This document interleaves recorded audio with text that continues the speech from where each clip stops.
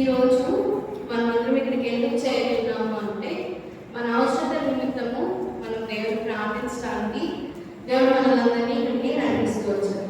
అయితే మనం ఎన్నో సంవత్సరాల నుంచి ఎన్నో విషయాలను బట్టి ప్రార్థన చేస్తూ వస్తున్నాం, కానీ చాలా వాటికి ఇంకా సమాధానం రావాలి, చాలా వాటికి ఇంకా జవాబు రావాలి. ప్రార్థనలో అలసిపోతున్నారు కానీ సమాధానం మాత్రం రావాలి. అయితే ఎందుకు రావట్లేదు సమాధానం? మనం చేసే ప్రార్థనలో ఎందుకు ఆ బలం ఉండట్లేదు? దేవుడికి ఎలా ప్రార్థిస్తే దేవుడికి నచ్చుతుంది, ఎలాంటి ప్రార్థన అయితే దేవుడు జవాబిస్తాడు అనే దాని నుంచి 3 విషయాలను ఈరోజు చెప్తాను. అయితే వాక్యంలోకి వెళ్ళడానికంటే ముందుగా మనం అసలు ఎలాంటి దేవుడిని ప్రార్థిస్తున్నాము, మనం ఏ దేవుని పూజిస్తున్నాము, ఏ దేవుని ప్రార్థిస్తున్నాం అనేది చాలా ముఖ్యమైన విషయం మనం తెలుసుకోవాల్సింది. ఇక్కడ చేరి ప్రతి ఒక్కరు మనం ఎవరిని ప్రార్థిస్తున్నాం ఏంటి, మనం అందరం ఇక్కడ చేరి ఏసైని ప్రార్థించడానికే కదా అనే డౌట్ మనందరికీ రావచ్చు. కానీ ఏసైని ప్రార్థించడం వేరు, మనం ఊహించుకున్న దేవుని ప్రార్థించడం వేరు. మన ఏసై ఎలాంటి దేవుడు అంటే ఈ లోకాన్ని మాట చేత సృష్టించిన గొప్ప దేవుడు. ఒక మహావర్షం ద్వారా ఈ లోకాన్ని నాశనం చేసిన దేవుడు. అయితే ఆయన 10 ఆజ్ఞలు మనకి ఇచ్చిన దేవుడు, ఎరుపు గోడలను కూల్చిన దేవుడు, ఎర్ర సముద్రాన్ని పాలించేసిన దేవుడు, గొప్ప గొప్ప ప్రవక్తల్ని గొప్ప గొప్ప యాజకుల్ని మనకి ఇచ్చిన దేవుడు. అయితే అలాంటి దేవుడిని మనం పూజిస్తున్నామా, లేకపోతే మనమంటూ మనం ఒక దేవుడిని మన మనసులో ఒక దేవుని ఊహించుకొని ఆ దేవుడిని పూజిస్తున్నామా? మనము నిజమైన దేవుని ప్రార్థిస్తే మనం చేసే ప్రతి ప్రార్థన అది దేవుని చిత్తానుసారమైన ప్రార్థన చేస్తున్నామా లేదా అనేది మన మనసాక్షికే తెలుస్తుంది. మనం ఏ పని విషయంలో ప్రార్థించాలన్నా, ఏ పని మొదలు పెట్టాలన్నా, ఏ సమస్య వచ్చినా దేనికైనా ముందు మనం దేవుడి దగ్గరికే వస్తాం. ఎప్పుడు ఇవన్నీ జరుగుతాయి అంటే నిజమైన దేవుని పూజించినప్పుడు. మన మనసులో దేవుని ఊహించుకొని ఏసై అంటే ఇలా ఉంటారు, నేను ఊహించిన ప్రతిదీ ఆయన తీరుస్తారు, నేను ఏ ఆశ కలిగినా ఆయన దానికి సపోర్ట్ చేస్తారు అని అనుకున్న దేవుడు అయితే మన ఏసై కాదు. నీ మనసాక్షి నీతో మాట్లాడట్లేదు, నీ మనసాక్షి చేసిన పని తప్పు అని నీకు చెప్పట్లేదు. నువ్వేం చేసినా, నువ్వు ఆదివారం మందిరానికి రాకపోయినా, దేవుడికి లోపల ఉండకపోయినా, వాక్యం చదువుకున్నా, పడుకున్నా, ప్రార్థన చేసుకోకుండా ఏదైనా పని మొదలు పెట్టినా నీ మనసాక్షి నీతో మాట్లాడట్లేదు అంటే దానికి అర్థం నువ్వు దేవుని పూజించట్లేదు. నీ మనసులో నువ్వు ఒక ఆకారాన్ని ఉంచుకొని ఈయనే యేసయ్య, ఈయనకి పూజిస్తే చాలు, ఈయనకి ప్రార్థిస్తే చాలు అనే నమ్మకంలో ఉంటున్నాం. కానీ నిజమైన దేవుని మనం పూజిస్తే చాలా కఠినంగా ఉంటుంది. మనం చేసే భక్తి చాలా ఈజీగా ఉండదు, ఎప్పుడు పడితే అప్పుడు చేయడానికి, ఏది పడితే అది చేసేదానిలా ఉండదు. నిజమైన దేవుని పూజిస్తే చేసే భక్తి చాలా కఠినమైన భక్తి మనం చేస్తాం అన్నమాట. అయితే దేవుని అలాంటి దేవుని మనం ప్రార్థించాలంటే కొన్ని విషయాలు మనం జ్ఞాపకం ఉంచుకోవాలి. అందులో మొదటిది అపోస్తుల కార్యములు 12వ అధ్యాయము. అపోస్తుల కార్యములు 12వ అధ్యాయము మొదటి వచనం నుంచి కొన్ని వచనాలు మనం చదువుకుంటే అక్కడ ఏమని ఉంటుందంటే, పేతురుని చెరసాలలో వేయిస్తాడు. పేతురు దేవుడి గురించి స్వార్థ ప్రకటిస్తున్నారు అని చెప్పి హేరోదు రాజు ఏం చేస్తాడంటే అక్కడ పేతురు చెరసాలలో వేయిస్తాడు. అయితే ఒకరు చదవండి 12వ అధ్యాయంలో చూసుకోవచ్చు. దాదాపు అదే కాలం రాజైన హేరోదు సంఘపు వారిలో కొందరిని బాధ పెట్టుటకు బలాత్కారంగా పట్టుకొని యోహాను సహోదరుడైన యాకోబును ఖడ్గముతో చంపించెను. ఇది యూదులకు ఇష్టమైన కార్యమని తెలుసుకొని పేతురును కూడా పట్టుకొని ఆ దినములు పులియని రొట్టెల పండుగ దినము పండుగలు అతనిని పట్టుకొని చెరసాలలో వేయించి పస్కా పండుగైన పిమ్మట ప్రజల యొద్దకు అతన్ని దేవాలను ఉద్దేశించి అతనికి కావలియుటకు 4 చతుష్టయములను సైనికులను అతనికి అప్పగించెను. పేతురు చెరసాలలో ఉంచబడెను. సంఘమైతే అతని కొరకు అత్యాశక్తితో దేవునికి ప్రార్థన చేయుచుండు. అక్కడ పరిస్థితులు ఎంత భయంకరమైన పరిస్థితులు అంటే, ఆల్రెడీ అక్కడ పేతురునే మొదటి శిక్షించడం కాదు, పేతురుని మొదటి పట్టుకోవడం కాదు, ఆల్రెడీ యాకోబు అనే ఆయన్ని ఖడ్గంతో చంపేశారు దేవుని ఆరాధిస్తున్నారని. ఆ తర్వాత పేతురుని తీసుకెళ్ళి ఎక్కడేశారు?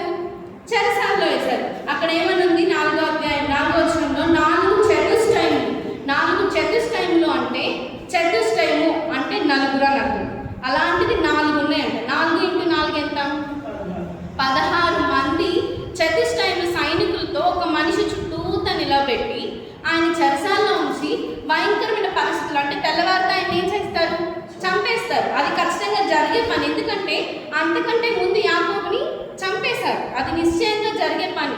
అలాంటి పరిస్థితుల్లో ప్రార్థన చేయాలి, దేవుడి దగ్గరికి వెళ్ళాలి అన్న ఆలోచన మనకైతే వస్తుందా? మనం ఆ పరిస్థితుల్లో ఉంటే, మన సంఘంలో అలాంటి పరిస్థితులు ఉంటే మనకి ఆలోచన వస్తుందా? మన ఆలోచనలు ఎక్కడికి వెళ్తాయి అంటే, ఇప్పుడు అక్కడ చావును ఆపాలంటే ఏ అధికారుల దగ్గరికి వెళ్ళాలి, ఏ అధికారులతో ఫోన్లు చేయించాలి, ఏ పెద్దవాళ్ళతో మాట్లాడితే అవుతుంది అన్న ఆలోచన మన బ్రెయిన్లో వస్తుంది. కానీ ఒక రాజాజ్ఞని ప్రార్థనతో ఆపగలము అన్న ఆలోచన మనకైతే వస్తుందా? రాదు.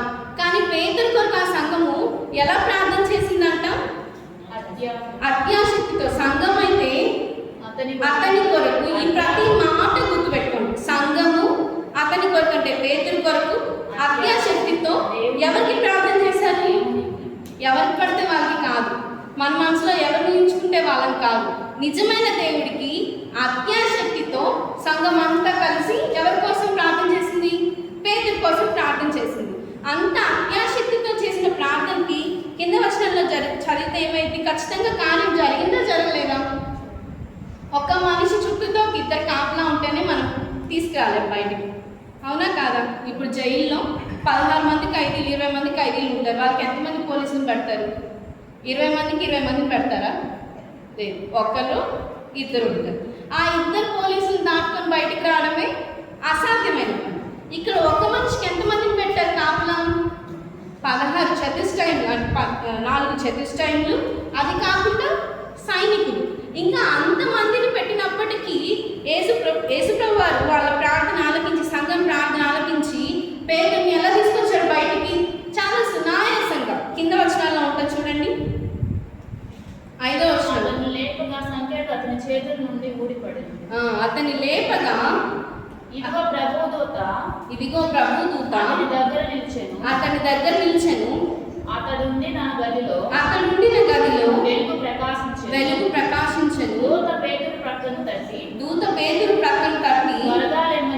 త్వరగా లెమ్మని చెప్పి అతని లేపగా సంఖ్యలు అతని చేతి నుండి ఊడిపడెను. అప్పుడు దూత అతనితో నీవు నడుము కట్టుకొని చెప్పులు తొడుగుకొనమని అతడు అలాగ చేసిన తరువాత దూత నీ వస్త్రము పైన వేసుకొని నా వెంబడి రమ్మని అతనితో చెప్పెను. అతడు వెలుపలికి వచ్చి దూత వెంబడి వెళ్ళి దూత వలన జరిగినది నిజముగా జరిగినని గ్రహింపక తనకు దర్శనము కలిగినని తలంచెను. మొదటి కావలిని దాటి రెండవ కావలిని దాటి పట్టణమునకు పోవు ఇనుప గవిని యొద్దకు వచ్చినప్పుడు దానంతటా అదే వారికి తెరుచుకొనెను. వారు బయలుదేరి ఒక వీధి దాటిన వెంటనే దూత అతన్ని విడిచిపోయాడు. చాలు. ఒక ప్రార్థన, ఒక సంఘము అత్యాశక్తితో చేసిన ప్రార్థన ఎన్ని కార్యాలు జరిగింది? పేతురు కూడా నమ్మలేకపోతున్నాడంట. పేతురు కూడా ఇది నిజంగా జరిగిందా, ఇది నాకు దర్శనం వచ్చిందా అనుకుంటున్నాడంట. ఎన్ని కార్యాలు జరిగాయి? సంఖ్యలు తెంపబడ్డాయి, పట్టణపు గేట్లు, పట్టణపు ద్వారాలు పెద్ద పెద్ద, మనం ఇంటికే పెద్ద పెద్ద ద్వారాలు పెట్టుకుంటాం. పట్టణపు ద్వారాలు అంటే ఇంకెంత పెద్ద పెద్దవి ఉంటాయి. అలాంటి ద్వారాలు, ఇనుప ద్వారాలు తెరవబడ్డాయి. సైనికుల చేతుల నుంచి విడిపింపబడ్డాడు. ఇంతటి గొప్ప కార్యము, ఇంతటి అద్భుత కార్యం ఎలా జరిగింది? సంఘము ఎలా ప్రార్థన చేయడం ద్వారా? అత్యాశక్తితో దేవునికి ప్రార్థన చేయడం ద్వారా ఇలా జరిగింది. మరి మనం చేసే ప్రార్థనలో అత్యాశక్తి ఉంటుందా?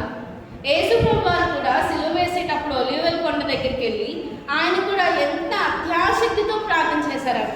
మన ప్రార్థన మోకరిస్తే గంటలు గంటలు ప్రార్థన చేయడం కాదు, మన ప్రార్థన అత్యాశక్తి ఉండాలి. ఖచ్చితంగా దేవుడికి చేస్తాడు.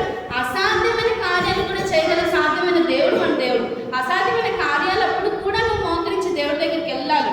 అలాంటి అత్యాశక్తి కలిగిన ప్రార్థన మనం చేస్తే మన ప్రార్థనకి ఖచ్చితంగా దేవుడు జవాబిస్తాడు. ఇది మొదటిది. రెండో ప్రార్థన మొదటి దినవృత్తాంతముల గ్రంథము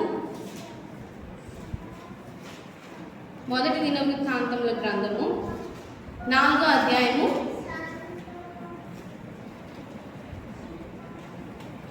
మొదటి దినవృత్తాంతములు 4:10. నేను చదువుతాను. ఎబ్బేజు ఇశ్రాయేలు దేవుని గురించి మొదలుపెట్టి, నీవు నన్ను నిశ్చయముగా ఆశీర్వదించి నా సరిహద్దును విశాలపరిచి నీ చేయి నాకు తోడుగా ఉండ దయచేసి నాకు కీడు రాకుండా దానిలో నుండి తప్పించుము అని ప్రార్థింపగా దేవుడు అతడు మనవి చేసిన దానిని అతనికి దయచేసెను. ఇక్కడ ఎబ్బేజు ఎవరంటే ఇశ్రాయేలు 12 వంశంలో యూదా వంశస్థుడైన వాడు ఎబ్బేజు. ఎబ్బేజు చాలా దుఃఖంలో పుడతాడనమాట అతని తల్లికి. అయితే అతను తన అవసరతను గూర్చి తన సరిహద్దుల్ని పెంచాలి, తన ఆస్తులు పెంచాలి, తనకి దేవుడు క్షేమం కలుగజేయాలి, దేవుడు ఆశీర్వాదం కలుగజేయాలని చెప్పి దేవుడి దగ్గర ప్రార్థన చేయడానికి వస్తాడు. దేవుడి దగ్గర ప్రార్థన చేయడానికి వచ్చినప్పుడు ఎబ్బేజు ఎలా మొదలు పెట్టాడు? ఏసయ్య, నా తల్లి నన్ను అలా కనింది, ఏసయ్య మేము ఇలా బయటకు వచ్చేసాము, ఏసయ్య మాకు ఇది చేయండి అది చేయండి అని చెప్పి ఇంత ప్రార్థన చేశాడా? ఎబ్బేజు ప్రార్థన చాలా చిన్న ప్రార్థన, బలమైన ప్రార్థన, నమ్మదగిన ప్రార్థన. ఎబ్బేజు చేసిన 4 మాటలు. ఆ 4 మాటలు అదే వర్షంలో దేవుడు ఏమని రాశాడు? దేవుడు అతను మనం చేసిన దానిని అతనికి దయచేసాడు. మరి మనం చేసే ప్రార్థనలు మనం ఇన్ని సంవత్సరాల నుంచి చేసిన అవసరం మనకి ఎందుకు తీరట్లేదు? మనం చేసే ప్రార్థనలో నిశ్చయిత ఉంటుందా? మనం చేసే ప్రార్థన దేవుడి చిత్తానుసారమైన ప్రార్థన చేస్తున్నామా? దేవునికి అత్యాశక్తితో ప్రార్థన చేస్తున్నామా? ఎబ్బేజులాగా పట్టుదల కలిగిన ప్రార్థన చేస్తున్నామా? అలాంటి ప్రార్థన యాకోబు ఉన్నాడు. యాకోబుకి ఏం ఆస్తి లేదు, ఏం తక్కువ ఉంది, కానీ ఆయన ఎలాంటి ప్రార్థన చేశారు? మోకరించి రాత్రంతా దేవా నువ్వు ఆశీర్వదిస్తే కానీ నేను ఇక్కడ నుంచి వెళ్ళను అని చెప్పి చేసిన ప్రార్థనకి దేవుడు ఏం చేశారు? తెల్లవారేసరికి ఆయన ప్రార్థనకి జవాబు అనుగ్రహిస్తూ వచ్చాడు. ఇక్కడ ఎబ్బేజు చేసిన ప్రార్థన కూడా చాలా చిన్న ప్రార్థనే. ఆయన ఎలా చేశాడు? నిశ్చయముగా నువ్వు ఖచ్చితంగా నన్ను ఆశీర్వదించాల్సిందే దేవా, ఇంకా నాకు వేరే ఆప్షన్ లేదు అని ఆయన చాలా నిశ్చయత కలిగి చాలా చిన్న ప్రార్థన చాలా గట్టిగా ఇక్కడ ఈయన కూడా అత్యాశక్తితో చేయడం వల్ల ఏమైంది? ఎబ్బేజు ప్రార్థన దేవుడు ఆలకిస్తూ వచ్చాడు. మొదటి ప్రార్థన ఎలాంటి ప్రార్థన చేయాలి? అత్యాశక్తితో. పేదల కొరకు సంఘం ఎలా అయితే అత్యాశక్తితో దేవునికి ప్రార్థన చేసిందో మనం కూడా మన అవసరతల నిమిత్తమై, మన సంఘంలో ఉన్న అవసరతల నిమిత్తమై అత్యాశక్తితో దేవునికి ప్రార్థన చేయాలి. రెండో ప్రార్థన ఎబ్బేజు ప్రార్థన. ఎబ్బేజు ఎలా ప్రార్థన చేశాడు? చాలా చిన్న ప్రార్థన, 2 వచనాల ప్రార్థనే, కానీ ఎంత గట్టిగా చేశాడు, ఎంత బలమైన ప్రార్థన, ఎంత నిశ్చయిత కలిగిన ప్రార్థన చేశాడు. కాబట్టి అదే వచనంలో దేవుడు అతనికి సమాధానం అనుగ్రహిస్తూ వచ్చాడు, ఆయన ప్రార్థన ఆలకిస్తూ వచ్చాడు. మనం కూడా పెద్ద పెద్ద ప్రార్థన చేయక్కర్లేదు, గంటలు చేయక్కర్లేదు. నువ్వు చేసే ప్రార్థన 2 నిమిషాలైనా నిశ్చయత కలిగి, నమ్మకం కలిగి, విశ్వాసం కలిగి, హృదయపూర్వకంగా అత్యాశక్తితో దేవునికి ప్రార్థన చేయాలి.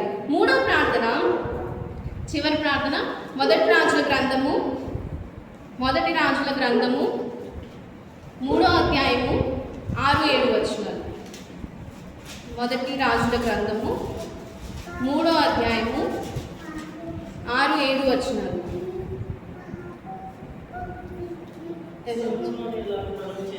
సొలొమోను ఇలాగ మనవి చేసెను, నీ దాసుడును నా తండ్రియునైన దావీదు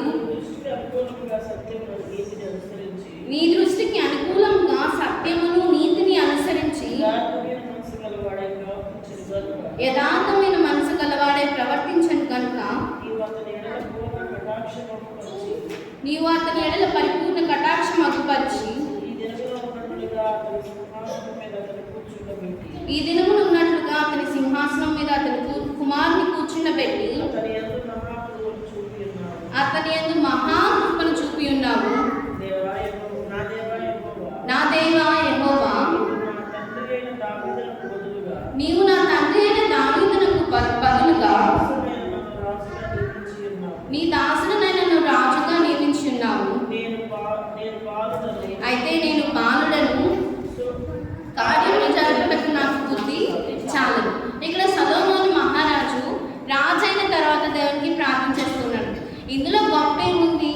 తండ్రి రాజు, తండ్రి తర్వాత ఆయన రాజు అయ్యాడు కదా అనుకోవచ్చు. కానీ దావీదుకి ఎంతమంది కుమారులు తెలుసా? మొత్తం 19 మంది కుమారులు.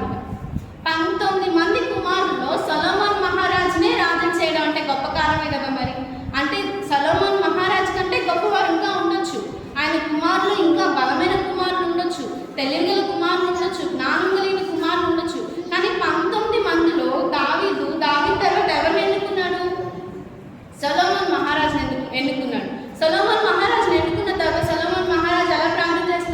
దేవా నా తెలివిని బట్టి నా జ్ఞానాన్ని బట్టి నన్ను ఎన్నుకున్నారు, 19 మందిలో నన్నే ఎన్నుకున్నారు దేవా అని ఆయన గర్వపు ప్రార్థన చేస్తున్నాడా? లేదు. ఏమని చాలా దీనం కలిగి, దేవా నా తండ్రిని ఎందుకు రాజు చేశావు?